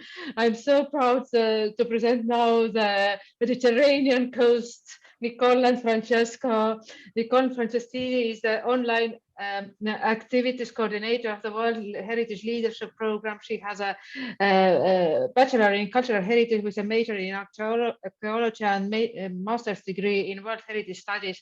Between 2016 and 2021, she worked as a lecturer in World Heritage and Heritage Management in Germany, and as a consultant to public institutions, private companies, international organizations working on various World Heritage projects. Francesco Marchese graduated in environmental sciences at the University of Parma in 2000. His professional and research activities deal with planning and environment management. He cooperates with public authorities, universities, and research institutes, and was engaged in European projects, national and international research regarding landscape management, communication and representation, with a special focus for UNESCO cultural landscapes. The floor is yours. I do hope we have more 20 minutes. Paulette, make it happen. Thank you. Thank you very much, and thank you, Ave. And I just want to say, actually, to give the floor for 1 second to Francesco, just to say hi. So we also have him on screen. And hello, everybody, and thanks for your patience for waiting for our last speech. We hope not to disappoint you. Very much. We really hope not to disappoint.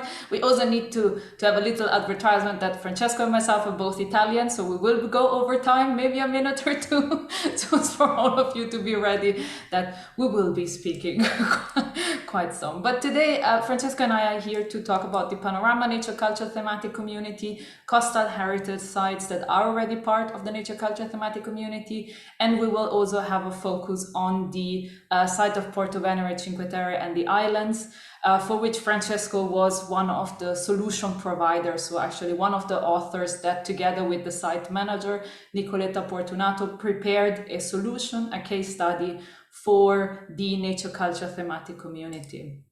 And I will just give you a very brief introduction on what the Nature Culture Thematic Community is, and then leave Francesco to actually present you the much more interesting case, actually, of his work in Portovenere, Cinque Terre, and the islands.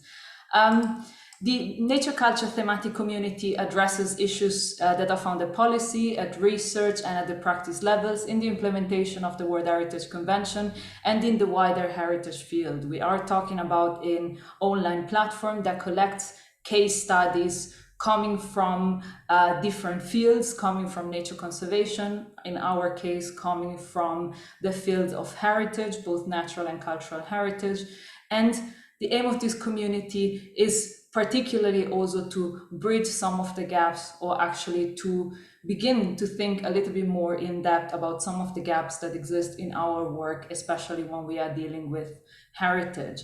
As you know, we do have some challenges, especially when it comes to connecting nature and culture, but also when it talks to working between different sectors. And so especially when we look, for example, at the World Heritage Convention, the World Heritage Convention, it's a legal tool that brings together nature and culture, but then at the actual level of implementation of the convention, we often see that there is a divide between nature and culture. And this divide that is usually found at the level of ministries, institutions, and organizations does not necessarily then exist at the local level. Even more when we have local communities and indigenous people that hold different worldviews, and where the disconnect and the divide between nature and culture is not acknowledged. And in many cases, the idea of nature as a self-entity also does not exist. And for this reason, there is the need to inform policy, to create new policies that come from bottom-up cooperation, but they are also informed by data that come from the site level, from site level experiences. And this is very much what Panorama aims to do. As I said, at the same time, there is often also a divide between research and practices, as well as between different disciplinary and sectoral backgrounds of professionals that are working in the heritage field. And there is much need for interdisciplinary research cooperation and cross-sectoral exchanges, and also the art really of working together to understand heritage better in a more holistic manner, but also in a more inclusive manner. And I think here we are talking to the right audience, as many of you have already spoken about rights-based approaches to heritage. So in light of all of this, the nature culture thematic community is really documenting these nature culture practices on the ground in order to provide evidence for policy making towards interconnecting nature and cultural heritage sector, and then embedding also the heritage sector in the larger sustainable development framework.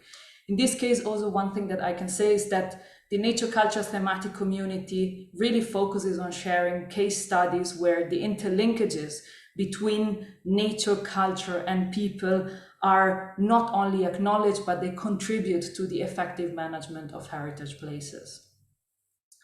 The Panorama Nature Culture thematic community is a partnership initiative. This is not something that we initiated, and for we, I mean the coordinator of the nature culture thematic communities, which are ICOMOS, ICCROM, and IUCN, but is a much larger partnership initiative that was originally created by IUCN and GIZ, and it brings together multiple institutions that are either working in the field of conservation, international cooperation, or in the fields of development.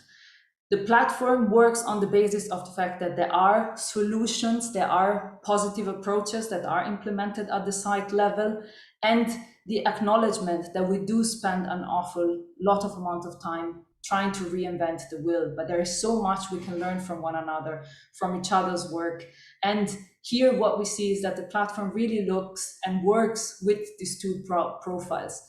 One side is the solution provider, those people, institutions, organizations, as well as communities that have approaches, they have implemented successful approaches, they are ready to share these approaches with the wider public. On the other hand, we have solution seekers, those people, institution, and organization that are facing specific challenges, and they approach Panorama looking for new ways of thinking, looking for solutions, so approaches, partnerships, different elements that have been put in place to tackle a specific challenge. The platform works, as I said, from two profiles, one of the solution provider, and this is something that we will see a little bit more closely also with Francesco when he's presenting the solution for Porto Venere, Cinque Terre, and the island. But it's an incredibly wealthy database, actually, of case studies and solutions coming very much from different sectors. One thing that is very important is that for all of you that are here and you have also maybe a specific interest on coastal marine ecosystem as well as local communities, the platform works on the basis of filters. And so if you have a specific interest in finding a solution that is relevant for your own reality, for your own case study, we have heard at the very beginning of today's sessions about water and heritage, for example, and we have a set actually of solutions that interlink these different thematics. You can use the filters to actually navigate the platform, and I will be posting the link to the platform in chat in a second. What's very important is that we do have two filters that actually specifically tackle today's topic. We do have one filter that looks at marine and coastal ecosystem, a second set of filters also that looks at local communities, where you can also specify, for example, to look at indigenous and traditional knowledge. In the past year and a half, we did launch the Panorama Nature Culture thematic community together with ICCROM, IUCN, and ICOMOS in October 2020. And we have been working with a set of 20 pilot case studies that were prepared specifically for the launch of the platform. And among these case studies, we do have several case studies that tackle either coastal heritage or actually marine heritage. And we have even a couple more coming, also because we are working closely now with the Underwater Cultural Heritage ISC in developing more. And here is a short overview, especially one of the latest one that we have published is about stone tidal wares all around the world. This is a cooperation that is being created under the framework of the ICOMOS ISC on underwater cultural heritage. We do have the island of Skellig Michael, and especially on multi-stakeholder management efforts and integrating nature culture into the management of this place. We do have also biodiversities. We have Rapa Nui, Socotra, and coming up very soon, you will see is, as I said, Francesco's presentation on the institutional governance of the World Heritage Property of Porto Venere, Cinque Terre, and the island. One thing to see is that, as you can see, a lot of these sites that are in front of you, they are World Heritage places, because we do have a focus on World Heritage. Our 21st case studies were all coming from World Heritage. They are all World Heritage properties, but we do also work with non-World Heritage sites. And every single solution brings a different aspect or a different approach of how actually they do implement heritage management or governments set up at their own sites. Very quickly, there are certain elements for each solution, and I will just go through briefly. For all solution, you will see a short summary of what the solution is all about. This is usually information of which criteria were actually used for the inscription of the site and what is the core of the solution in terms of which approaches are being put in place. All solutions are related to specific challenges that the site is facing, that the heritage place is facing. We do usually divide these challenges between environmental challenges, social challenges, and economic challenges, also acknowledging the wider spectrum of challenges that our heritage place or our heritage property is actually facing.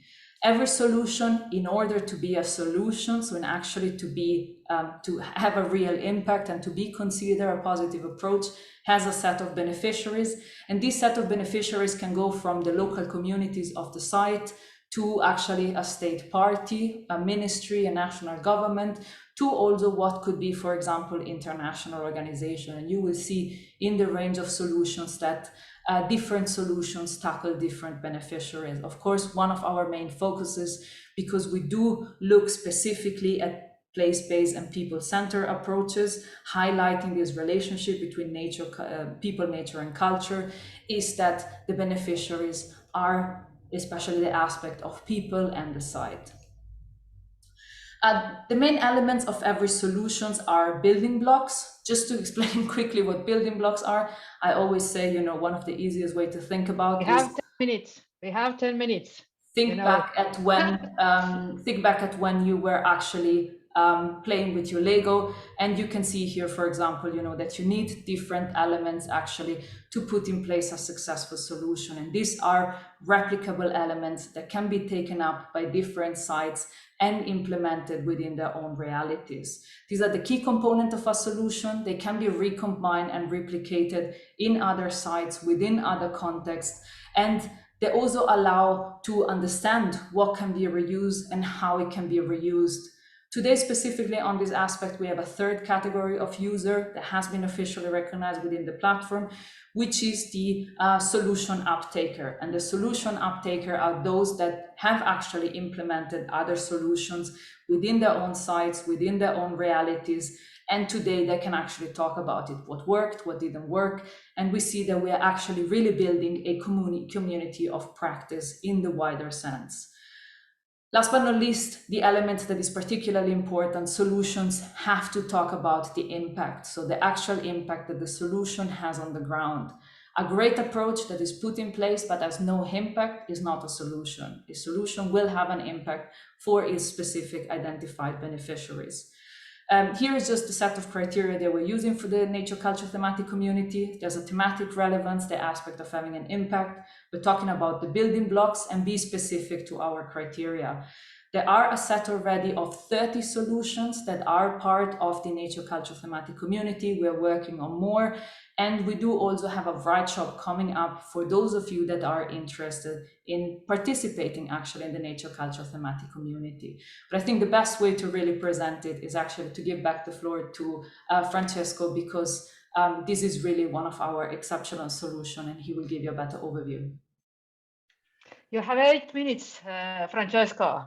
There we are. Stop me whenever you need. But the Cinque Terre is magnificent, so shoot. Yeah, I give for granted that you all know the place, but we would like to shortly present you how our solution was uploaded in the Panorama platform database. And the solution presents the evolution in the governance system that has taken place in the World Heritage property of Portovenere, Cinque Terre, and the island. The property stretches south, starting from Punta Mesco, includes the territory of Portovenere and the 3 islands of Palmaria, Tino, and Tinetto, and obviously the 5 villages of Cinque Terre, namely Monterosso, Vernazza, Corniglia, Manarola, and Rio Maggiore. Being described as a cultural landscape, the deep interaction between man and nature in the area is fully evident and mainly expressed by the stone walled terraces that transform the steep slopes. About the solution that was uploaded, we have to say that the site moved from a marginal management strategy to the establishment of a shared structure aimed at the implementation of an effective management system at all the levels, local, regional, and national. Through the signature of a program agreement pursuant to the Italian law 267 of 2000 and its implementation protocol, which was signed in 2018, all the institutional stakeholders at all the levels contributed to this process, and today play well-defined roles. And you have always to take into account that the site was inscribed as a World Heritage property in the list in 1997. And this is to underline how long time passed after the creation of a shared institutional governance system.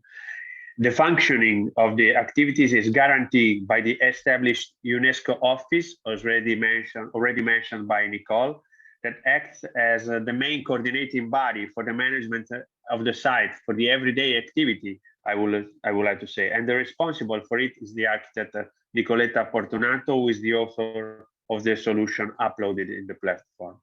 Next slide, Nicole, thank you. As Nicole mentioned, there are some challenges that you have to describe in the solution that you are providing. As I said, since the inscription, the coordination of the managing actors was weak, so to say, and we are now touching with our own hands the benefit of the signing of the agreement among all the subjects. So we have to face management challenges, cultural and social ones, and obviously economic challenges due to the lack, for example, of annual financial commitments, unsustainable or discontinuing financial scheme, and so on. I just go quick because you can, I wrote the link in the chat, you can take a look with your own time to the solution if you're interested in. But to me, about the challenges, it is important also to underline that we are in a small area, but it is very complex because we have a complex system of values where human, man and nature are deeply related. And as in the case that were presented this morning, it is important and to underline also that being a coastal heritage place, we were asked by the advisory bodies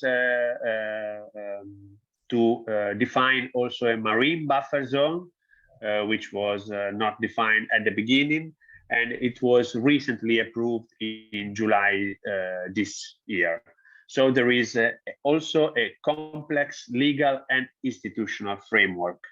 And because we have a long list of actors, you know, there is a regional level, then there is the Ministry of Culture and Heritage being a World Heritage Site. Then you have the Ministry of Environment, because in the area you have a national park, the National Park of Cinque Terre, which is one of the main public authorities involved in managing projects and so on. Then there is another regional park, all the municipalities and so on. Next slide, please. And how we describe the solution through the use of the building blocks, the Lego pieces that Nicole showed you a few slides ago.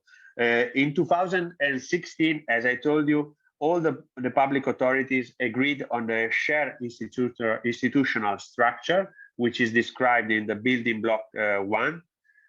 Both of the inscribed property and very important or very relevant also for the buffer zone, the marine one, but also the one in the backyard of Cinque Terre. And the decision-making structure is supported by the establishment of the UNESCO site office and the technical secretary, which is described in building block 2. And this structure is financed by all the institutional bodies involved. And it is something that it is described in building block 3, as well as a set of advisory, technical, and decision-making committee, the coordination committee, the community of the buffer zone municipalities, the technical administrative working group, and the consulting committee, which are all described in the last building block 4. Last slide, Nicole. So about the impacts, besides the effect, obviously, of having for the first time after so many years a coordinated structure responsible for the cultural landscape, I would like to highlight the positive impact in medium term of the adoption of a series of action and projects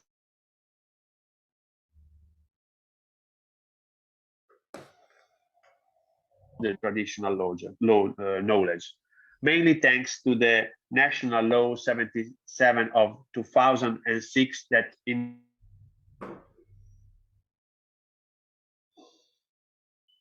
something less evident but particularly relevant to me, it is also the social impact.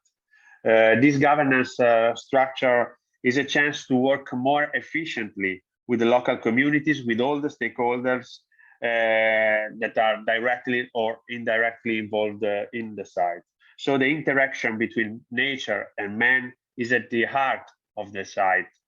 And the participation of the community, the local communities in elaborating a shared vision, and also their increasing awareness are fundamental for the conservation of the cultural landscapes. I mean, in this case, but also in general, at the general level, in relation, especially with the evolving environmental, social, and economic conditions that we all have to face in our everyday work. Thank you. Bravo. These are exactly the cases that show how important communities and heritage is as to the resilience of the actually climate challenges that we are facing. So I'm very thankful for all of you. We don't have many, I do think that this discussion goes on. It must go on. All the presenters, excellent. Paulette, back to you. Well, I was just going to suggest that we could start a discussion on our Facebook and Instagram. So we'll certainly use the comments and questions that we've received in the Zoom, and we'll do some posts on our social media so that we can share. And we do encourage you to check us out on the Our Common Dignity Rights-Based Approaches Facebook page, and also on Instagram, and we'll try and address those questions that we haven't had time to hear, and we'll hopefully be able to get in touch with our speakers from today's session. I think it was just so valuable. There was so much information, and it always happens in these events where we get carried away and we try and pack in too much, but it was fantastic to hear everyone today. And next year we'll certainly have hopeful in-person workshop on coastal heritage and climate change that we actually planned to have in December, but due to COVID situation, it is difficult. So bravo everyone. Hopefully we can work on that later. COP26, Panorama, ICOMOS daily work on difficult subjects and knowledge that can gain from heritage communities to save the world. Are there any final remarks, Dee, Paulette, that you want to share before we end the session? What about the book, Paulette? There was a yeah, just quickly, if you saw the posts earlier about filling in our evaluation form, you do go in the draw to win a book that we will be awarding next week. But we'll put some information on our socials, and we'll keep this conversation going. There is a hope, and the hope is in heritage. So bravo, everyone.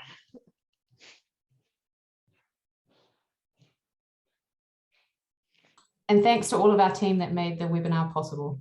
You know who you are. Yes, Adriana, Paulette, shall I share the final screen? Or can you do that, Paulette?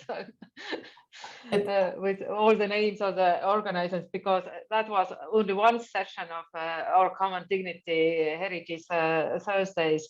It is 6th, and every one of them is tackling very serious themes, both regional and thematic importance.